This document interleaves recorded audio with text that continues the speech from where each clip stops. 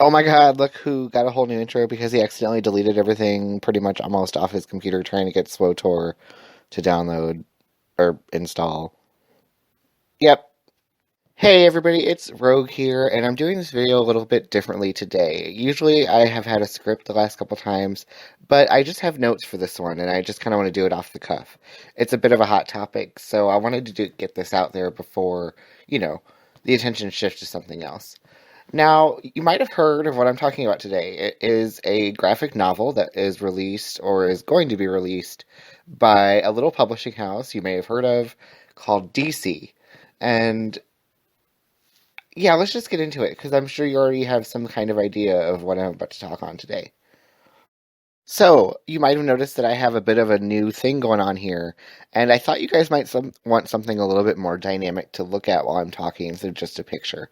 So, it's my first time doing these kind of sprite animations, and hopefully I'll be able to keep it consistent, but be merciful, I might not. But, I'll get better. I promise. Anyway, the subject in question today is Gotham High, a graphic novel where Batman and his rogues gallery are in high school. It focuses particularly on your usual Gossip Girl-esque high school, as if Bruce was a student at St. Jude's School for Boys instead of the titular Gotham High. And if you get that reference, well, you know. Now, I don't know about any of you, but when I saw the name Melissa de la Cruz, some part of me was instantly piqued. I've been a fan of her since, I want to say before high school. I read her Blue Bloods series, which is a pretty good series of books. I recently reread it. But anyway, I even got to meet her one time, and I have a signed copy of one of the books.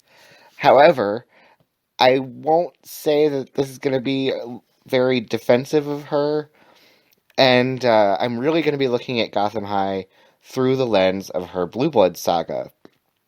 Why is that, you might ask? Well, because it seems like Melissa just dressed up Skylar, Jack, and Oliver as Batman characters and put them in this new Gotham High book. Now, who are Skylar, Jack, and Oliver? Well, that'd be Skylar Von Allen, Benjamin Jack Force, and Oliver Hazard Perry. They're main characters and part of an ongoing but eventually pretty superfluous love triangle in Melissa's Blue Bloods books. However, I will say that though the love triangle did have a clear winner even before it was phased out, the actual transition from love triangle and like to friends, because eventually Jack and Oliver, well, okay, Oliver's more friends with Jack's twin sister Mimi, and she's a whole other thing. But anyway, the actual transition from love triangle to established canon couple went pretty well, and I won't spoil who wins the love triangle. But yes, so let me talk to you a little bit about what the Blue Bloods books were before we get into Gotham High. Blue Bloods is a series of vampire novels set in Manhattan, New York by Melissa de la Cruz. It has 7 books: Blue Bloods, Masquerades, Revelations, The Van Allen Legacy, Misguided Angel, Lost in Time, and Gates of Paradise. There was also 2 companion novels, Keys to the Repository and Bloody Valentine. And admittedly, I did not read the companion novels, but I did read all 7 of the original books, and I actually own all 7 of the original. The signed copy I have is of the novel Revelations. And these books are pretty interesting. I really enjoy the way that they go through the vampire mythos and how she took that and kind of made it her own thing. Basically, in the Blue Blood series, the vampires are the fallen angels who fell with Lucifer after the war in heaven. Pretty interesting concept already. They reincarnate as part of their punishment through the ages, and their souls are basically stored in their blood. There are 2 vampires, Michael and Gabriel, who left willingly to lead the vampires back to heaven. Uh, it's a lot, and there's also some stuff about Lucifer, and there's vampires who still follow Lucifer, and there's this big conspiracy. Oh my god. Ooh, so I need to stop drinking all that soda before I come on to record. Anyway, so yes, lots of conspiracy, romance, shifting loyalties, a big old semi-religious war, actually. Um, there is a second Blue Blood series, but I haven't gotten the chance to read it. It's called Vampires of Manhattan. I'm not sure what it's about, but that's not what we're talking about. So Skylar is the main character, Skylar Van Allen. She is, how do I put this? Uh, she's like a rich goth girl who doesn't really care for the social hierarchy that she's surrounded with, but she also doesn't ever question it. Skylar is the center of the love triangle, naturally. She's the daughter of Allegra Von Allen, who is actually Gabrielle, and there's this whole thing, and about Gabrielle being in a coma, and like Skylar's dad was a human, so she shouldn't exist. It sounds more Mary Sue-ish when I describe it out loud. In the actual books, it works out pretty well. Um, so she's, not like the other girls, and I'm being kind of dismissive with these character descriptions, but I do actually enjoy these books. And Melissa, if you're listening, even though I doubt you are, but if you are, or if you're a fan of the books, know that I am too. I don't regret, reading them, and I've read them over and over.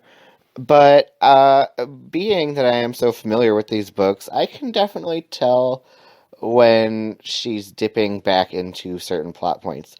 And anyway, so I'll get into that a bit later. So Jack, or Jack Force, uh, he's, the impossibly handsome would-be king of the New York social scene. And she falls in love with, or he falls in love with Skylar despite the jealousy of his twin sister, which is not as weird as it sounds with the proper context. But I'm not going to give you the proper context. So we're just going to move on to Oliver, who is, honestly, Oliver was my least favorite character throughout the series until like the last 3 books. Like, okay, he was always he's like Skylar's best friend, and he's super loyal, and he's always kind of been there for her, and he's a nice dude. He's nice. But he's basically he's a rich hipster whose family is considered kind of too nouveau riche to really be completely integrated into the old money New York social circles that the novel runs around in. Though the main reason is actually because his family is human, unlike Jack and Skylar's family, who are all blue bloods. Oliver's family is connected to the blue bloods. They're basically, I don't want to say servants, but they're basically like almost servants, I guess, works. His family has basically sworn fealty to keeping the blue blood secrets and helping them in their mission. And in particular, his family has worked with the Van Allen family for a long time. Long periodically time. So, yes, that is the Blue Blood series. Okay, in a nutshell, and we're going to move on now getting to talking about how the Blue Blood series comes a lot. But anyway, wow, I said that her writing on Gotham High, or at least Jack is basically the writing that we've in seen this so far. series. Oh wow, Freudian slip. I meant to say that Bruce in this series, this new Gotham High series, seems to be, to me anyway, a complete XP for Jack Force. There's differences. Jack wasn't a Chinese person, and I'll get into this whole race swap thing in just a minute here, because there were some comments made that I think were was really interesting, especially if you've read these Blue Bloods books. Anyway, even down to the whole he doesn't have friends, he has followers thing. That's very. I think that actually is a line in Blue Bloods that describes Jack. And can anybody tell me why? This is gonna be a quick tangent, but can anybody tell me why Selena, through that entire trailer, sounds like she is on the verge of the most leg-shaking, ridiculous orgasm she's ever had in her life? Girl next door. Even the way that she writes, or seems to be writing Bruce in this, comes off as a Jack. I don't want to say it's a complete XP. I know I said XP earlier, but it's got the same shade. She's writing Bruce with the kind of same, I'm so cool, but distant and you could never understand, but I'm also like the golden boy thing that Jack had. And maybe she isn't. Maybe that's just what we've seen so far, but it seems like it. Um, you know, Jack in the Blue Bloods. I can't talk. Anyway, uh, I don't really understand her comments about how she wanted to rewrite Chuck Bass, because if there was any character from Gossip Girl that I would choose, girl, it would not be Chuck Bass. Like, that's a whole other can of worms I ain't even gonna get into right now.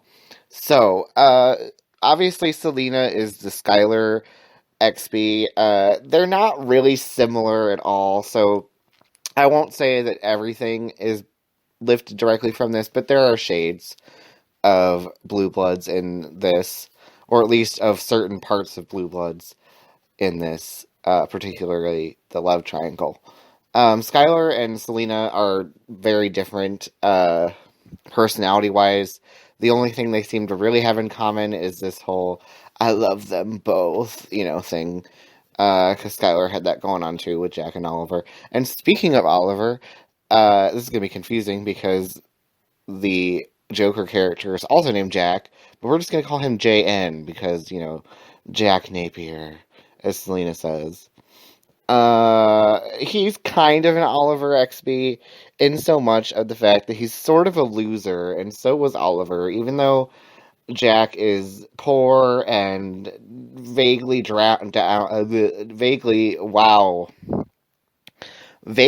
downtrodden. Uh, Oliver wasn't poor, like I said before, he was still rich, but he liked to act poor. That was his thing. He liked to act like he was poor, kind of. Uh, and he had that kind of very, I'm I'm the jokester, I'm the silly guy, I'm the nice silly one. Uh, and, there was the whole Skylar's kind of above his station thing, not so much in terms of money, but in terms of the whole, she's basically a demigoddess and you're a human type thing. Which I know isn't completely the same, but it's something. It's something, and I just am not here for it. Like, what's the point in taking this plot point from your novels and inserting it here into this Gotham High thing? I don't understand it, and even the school that they go to, the titular Gotham High, seems to be less. I mean, you could say it's a bit of a correlation, or not really correlation, but you could say it's kind of a shout out to the school from Gossip Girl, which was St. Jude's and Constance Billiard. But it's more Duchesne, actually, which Duchesne was the school in Blue Bloods that everybody went to. Everybody worships the rich and the beautiful. That was basically Duchesne, and don't get me wrong, it was basically also Constance Billiard and St. Jude's, but it reads to me less as a Gossip Girl thing and more of a Blue Bloods thing. And I guess you could kind of say that Blue Bloods and Gossip Girl, they're similar. Blue Bloods is kind of just like Gossip Girl, but vampires. And I don't know. I'm not really a Batman fan, honestly. I'm not huge into the comics, but I do respect the legacy of the comics, and there are certain things that I do like about Batman, but I'm not going to say I'm out here checking for him. Let's get to these other comments, though, that she made in an interview that has been going around, because I'd like to talk about that, and I think there's something even more interesting to draw from. Girl next door. Now, Melissa recently made some comments in an interview that were interesting. She said that she made Bruce Chinese American because she herself is part Chinese. I'm guessing maybe De La Cruz is her married name. I'm not sure. Don't really know. Maybe I should have looked it up. But she goes on about how it feels more realistic and gives it this kind of crazy rich Asians vibe. And all I want to say to that is, girl, you wrote 7, actually, counting the spin-off shit, you wrote like 10 books with these characters who were all rich, like stupid rich too, not like, you know, well off. They were like old money New York Rockefeller rich. And that's cool. I love reading about rich people. But wow, I'm really anyway, girl, you wrote 10 books, or around 10 books about these characters who are all white, by the way. There are 2 Chinese characters who come in later. They're twins. I forget their names. I know one of them was named Deming. But I don't remember her sister's name. It was Deming and something else. Anyway, but they were there, but most of the characters are white. I mean, Skylar's white, Jack's white, Oliver's white, and I guess really there's the argument to be made the Blue Bloods aren't really any race. They're just the race they happen to incarnate in. But it's still in this particular version of their life, or this particular cycle is what they're called, life cycles. This particular life cycle, they all white. And, you got into their heads pretty well. I'm not trying to say that you can't relate to people, but it seems like you don't need them to be Asian to write them, correctly. So I don't really understand what the point is of making Bruce Wayne a character who was never Asian, or even had any kind of... I mean, I guess he had some ties to Asia, but they're loose, and they're the kind of ties that I could have if I went to Asia and studied martial arts. That doesn't make me Asian. But, there is room to be made for the argument that these characters are all old and have gone through several iterations. Catwoman, was played by Eartha Kitt, who was black. There's a difference between shifting somebody's race because you find an actor, or really, I guess an actor would be the only comparison. But if you find an actor who is of a different race that plays the character well, then I could see that. But changing them just to write them in a different way, it just doesn't make any sense to me. Like, why bother changing him to be Chinese American? He's never been Chinese American, and I just don't understand. I just don't get it. Especially because you have a whole series of books about rich, supernatural white people, and yet you can't write, or you feel as if you can't. I won't even say... She said she did it because she wanted to put her own twist on the Batman mythos. And you know what? Go on, girl, do your thing. Like, I am not going to sit up here and act like I'm hella mad about this. I do think it is definitely not what is needed at this current time. I think that maybe there was a market for something similar to this, but the characters are so drastically changed and so not themselves that you might as well just make them into original characters and just get away with the names of the Batman people. But I don't really see the point in all this race swapping for the sake of race swapping. It rings hollow to me. It seems as if you're doing it just so you can say, hey, look, I wrote a Chinese Batman. And it's like, yeah, okay, girl, you did that. But, like, okay. Like, what do you want, a cookie? Like, no. Oh, and also, whoever this artist trash. Please tell me that there's other, like, examples of your art out there somewhere. Because this is not looking good. Yeah, also, part 2 of Ryan Rice's Ninja Turtles rant is coming, so stay tuned. Okay, bye. Goddamn, I love paper like a Michael Scott. I can do things that your man cannot. Slab boy coming down, damn, I'm hot. Everybody say that I gotta be stopped. Even though my final